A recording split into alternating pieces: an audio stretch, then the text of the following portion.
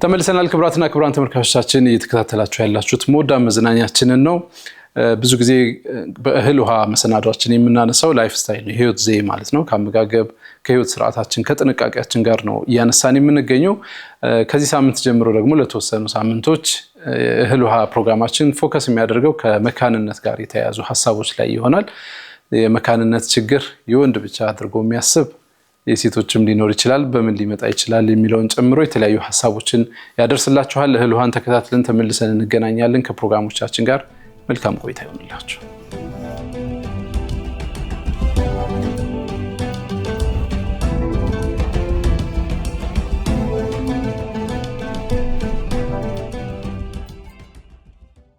ቢስሚላህ ወልሐምዱሊላህ ወሰላቱ ወሰላሙ ዐላ ረሱሊላህ ሰለላሁ ዐለይሂ ወሰለም። ክቡራትና ክቡራን ተመልካቾቻችን ይህ በየሳምንቱ በዚህ ሰዓት የሚቀርብላችሁ እህል ውሃ የተሰኘው ፕሮግራማችን ነው።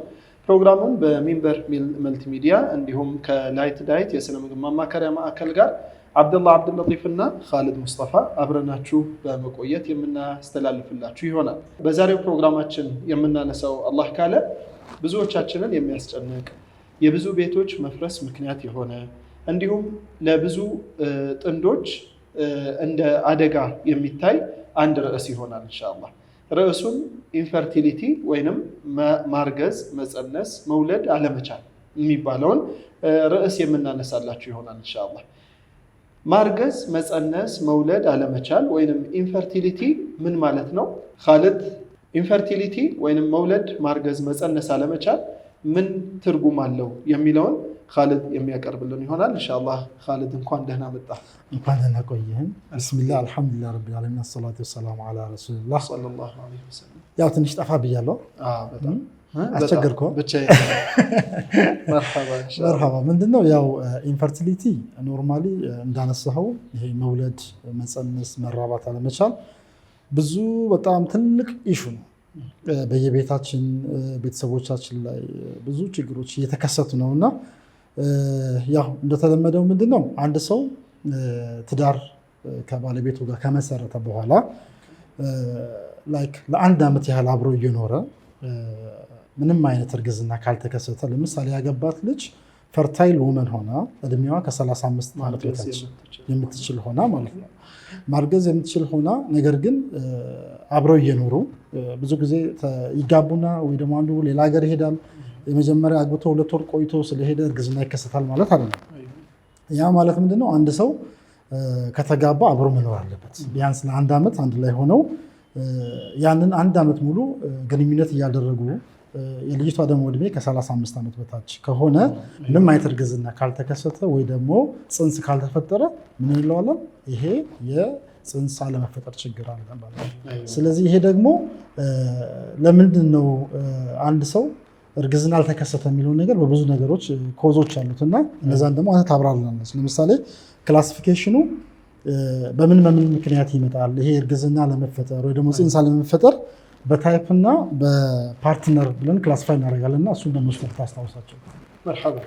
ያው እርግዝና ብዙ ጊዜ ተወቃሽ የሚደረጉት እህቶች ናቸውና ያው ስለሚያስታውቅ ሆዳቸው ከፍ ሲል እና ለትዳር መፍረስም ምክንያት ቤተሰብም የልጅ ማየት ይፈልጋል። ያንን ጓጉተው አንዳንድ ጊዜ በቃ ትቅርብህ ሌላ አግባ ይባልና አንዳንድ ጊዜ ሌላ ሁሉ የሚያገቡበት ጊዜ አለ። ወይንም ሁለተኛም ሆና ሌላ የሚያገባበት ጊዜ አለ። እንደዛም ሄዶ እርግዝና የማይፈጠርበት ጊዜ አለ እና ልክ እኔ ጋር በተለይ ታካሚዎች ሲመጡ ማርገዝ ሳልችል ቀርቼ ነው ሲሉ፣ አብዛኛው በነገራችን ላይ ክሊኒክ የሚመጡት ሴቶች ናቸው። አብዛኛውን ጊዜ ወንዱ ለሱ ምክንያት ሆኖ ራሱን እንደ ምክንያት አይቆጥረውም እና ባለቤትሽን ጠርተሽ ነይ ሲሉ፣ ሌሎችም ጋይናኮሎጂስቶቹም ሲያስጠሯቸው እንደዛው ወንዱ ራስሽ መጀመሪያ ጨርሺ እኔ ደህና ነኝ የሚሉበት ጊዜ አለና ስንከፍለው ማርገዝ አለመቻል የሚባለውን ነገር ሁለቱም ጥንዶች ያለባቸው ችግር ሊሆን ይችላል። ስለዚህ አሁን ኻሊድ እንዳነሳው በታይፕና በፓርትነር የምንከፍልበት ጊዜ አለ ማለት ነው። በታይፕ ማለት አንደኛ ፕራይመሪ ኢንፈርቲሊቲ እና ሰከንደሪ ኢንፈርቲሊቲ የምንለው አለ። ፕራይመሪ ኢንፈርቲሊቲ አንዲት ሴት ወይንም ደግሞ አብረው የሚኖሩ ጥንዶች ከቅድም ኻሊድ እንዳነሳው እድሜዋ ከ35 ዓመት በታች የሆነች ሴት ሆና ለአንድ ዓመት ከ6 ወር በላይ እስከ 1 ዓመት ድረስ አብረው ቆይተው ማርገዝ ሳይችሉ የቀሩ እንደሆነ ማርገዝ ጽንስ መፈጠር ሳይችሉ የቀረ እንደሆነ ይሄ ፕራይመሪ ኢንፈርቲሊቲ ይባላል። ከመነሻው ማርገዝ ያለመቻል ችግር ማለት ነው። ሁለተኛው ታይፕ ደግሞ የሆነ ታይም ላይ አርግዛለች ወይ አንድ ልጅ ወልዳለች ወይ አርግዛ አስወርዷት ይሆናል በማይታወቅ ምክንያት። ከዛ በኋላ ማርገዝ ሳትችል ከቀረች በተለይ እድሜዋም በዚሁ ሬንጅ ከሆነ ማርገዝ በምትችልበት እድሜ ክልል ውስጥ ከሆነ እና አርግዛ ከዛ እምቢ ያላት ከሆነች አንዳንድ ጊዜ የሚመጡት ኬዞች 10 ዓመት 12 ዓመት አሁን ትላንትና የገጠመኝ ኬዝ ነበር። 12 ዓመት ልጅ አለኝ አለች። የ12 ዓመት ልጅ አለኝ እስካሁን ድረስ ግን ማርገዝ አልቻልኩም ዋና ምክንያት ተብሎ የሚታሰበው እና ያው ብዙ ፋክተሮች አሉት። ስለዚህ ሁለት አይነት ታይፕ ብለን እንቆጥረዋለን ማለት ነው። የመጀመሪያው ምንም አይነት ማርገዝ ሳይችሉ የቀሩ፣ ሁለተኛው ደግሞ አርግዘው ወልደው ከዛ በኋላ ጽንስ መፈጠር ያልቻለበት የምንለው ሁለት አይነት ታይፕ አለ። ሌላው አይነት የክላሲፊኬሽን አይነታችን ባይ ፓርትነር የምንለው ነው። ልክ ታካሚዎች እኔ ጋር ሲመጡ በዚህ አይነት መንገድ ስትመጣ ብዙ ጊዜ ሴቶች ናቸው የሚመጡት እንደነገርኳችሁ። የመጀመሪያ የምነግረው 4 ነገር ነው። እርግዝና እምቢ የሚልበት ምክንያት ወይ በአንቺ ምክንያት ይሆናል 1፣ ወይ በባለቤትሽ ምክንያት ይሆናል 2፣ ሶስተኛ ደግሞ የሁለታችሁም ችግር ሊሆን ይችላል፣ አራተኛ የሁለታችሁም ችግር ሳይሆን የቀረ አላህ Subhanahu Wa Ta'ala አይሆንም ብሎ ያቆየው ሊሆን ይችላል ብዬ ነው የምነግራቸው። ስለዚህ 4 ታይፕ አለው ማለት ነው። አንደኛ የሜል ችግር የወንዱ ችግር፣ ሁለተኛ የሴቷ ችግር፣ ሶስተኛ የሁለቱም ችግር፣ አራተኛ አንስፔሲፋይድ የሚባል ምክንያቱ ያልታወቀ አይዲዮፓቲክ የሆኑ ምንም አይነት የእርግዝና ችግር የሌለባቸው ሁለቱም ጥንዶች ማርገዝ ትችላላችሁ፣ አንቺም በቂ እንቁላል አለሽ፣ አንተም የዘር ፈሳሽህ በቂ የሆነ ሴሎች አሉት ተብሎ ግን ለአመታት ሳያረግዙ የሚቆዩበት ጊዜ ይኖራል ማለት ነው። ስለዚህ አይዲዮፓቲክ ነው፣ አይታወቅም። በዚህ አይነት ምክንያት ወንዱ አንስፔሲፋይድ የሚባለው ወይንም አላህ Subhanahu Wa Ta'ala የተወሰነ አንዳንድ ጊዜ አልገጠማችሁም 10 ዓመት 12 ዓመት 18 ዓመት ቆይተው ወለዱ ሲባል ልክ እንደዛ ማለት ነው። እና አላህ Subhanahu Wa Ta'ala የሚፈጥርበት ጊዜ አለ ማለት ነው። ያ እንደ አይዲዮፓቲክ ይባላል። ከእርግዝና እምቢ ካላቸው ሰዎች በፐርሰንት ሲሰላ 30% የሚይዘው አይዲዮፓቲክ የሚባለው ኬዝ ነው። የወንዶቹ ከ30 እስከ 35% ይይዛል። የሴቶቹ ደግሞ ማርገዝ ለመቻል እስከ 30-35% ይይዛል ማለት ነው ኢንሻአላህ።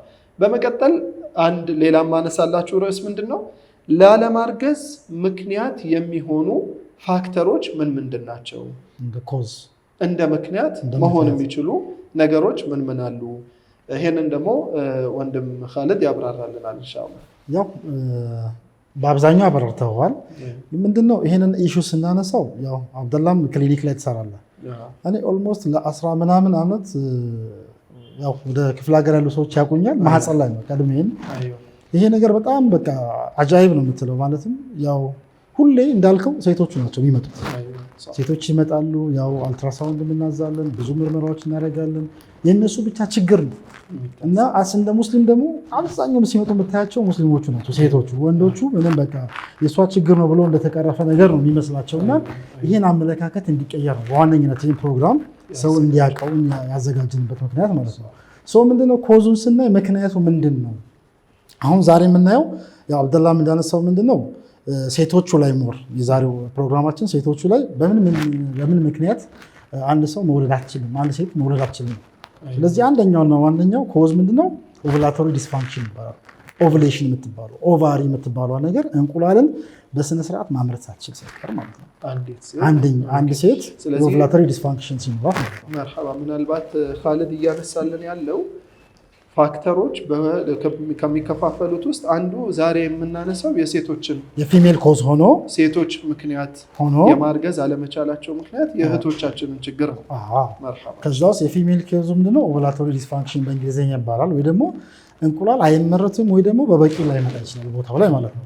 ከዛ ውስጥ እነዛ ነገሮች በምን ሊከሰቱ ይችላሉ? አንደኛው ኦቭላቶሪ ዲስፋንክሽን ያለባቸው የፒኮስ የምንለው ፖሊሲስቲክ ኦቫሪያን ሲንድሮም። ይሄ ማለት ምን ማለት ነው? በአብዛኛው እናቶቻችን ወይ ደግሞ እህቶቻችን የወር አበባ ለምሳሌ ጭራሹ መጥቶ ላያውቅ ይችላል። ምንም ሳይታይ ጭራሹ ምንም አይነት የወር አበባ ሳታይ እድሜዋ 30 ድረስ ሊደርስ ይችላል። ወይ ደግሞ የወር አበባ ከመጣ ሁሌ ይፈሳል። ለአንድ ዓመትም ለሁለት ዓመትም መፍሰስ ሊሆን ይችላል። ፒኮስ ያለባቸውን ፒክ ዋናው የምናየው በዚህ ነው። ይሄ ደግሞ ሆርሞናል ችግር ነው ማለት ነው።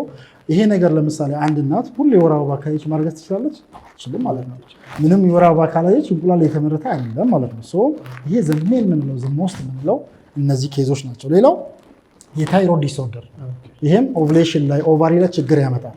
ስለዚህ ለምሳሌ አንድ እናት የሃይፖታይሮይዲዝም ወይ የጨው በማነስ የሚመጣው የጎይተር ሆርሞን የሱ ችግር ካለ ወይ ደግሞ ሃይፐርታይሮይዲዝም ይሄም ችግር ካለ ማርገዝ አትችልም ማለት ነው። ስለዚህ ይሄንን ከእንቅርት ጋር በተገናኘ ማለት ነው። ሌላው ሶስተኛው ምንድነው? ሃይፐርፕሮላክቲኒሚያ ይባላል። ይሄ ፕሮላክቲን የሚባለው ብዙ ጊዜ እናቶች ጡት ሲያጠቡ ሲወልዱ ፕሮላክቲን በጣም የጡት ሆርሞን ማለት ነው። ይሄ ሆርሞን ሳያረጁ ኖርማል ሆኖ በጣም ኤሌቬት ያደርጋል፣ በጣም ይጨምራል። በሚጨምርበት ሰዓት ሰፕረስ ያደርገዋል ኦቫሪው ማለት ነው። ስለዚህ ኦቫሪው እንቁላል እንዳያመርት ያደርገዋል ማለት ነው። መርሐባ፣ የዛሬውን በዚሁ አብቅተናል። ኢንሻአላህ በሚቀጥለው ፕሮግራማችን ከዚህ ቀጣዩን ክፍል የምናይበት ይሆናል። ብዙ ትጠቀሙበታላችሁ፣ ብዙ መረጃም ታገኙበታላችሁ ብለን ተስፋ እናደርጋለን። ኢንሻአላህ እስከሚቀጥለው ሳምንት ደህና ሁኑ። ወሰላሙ አለይኩም ወራህመቱላሂ ወበረካቱ።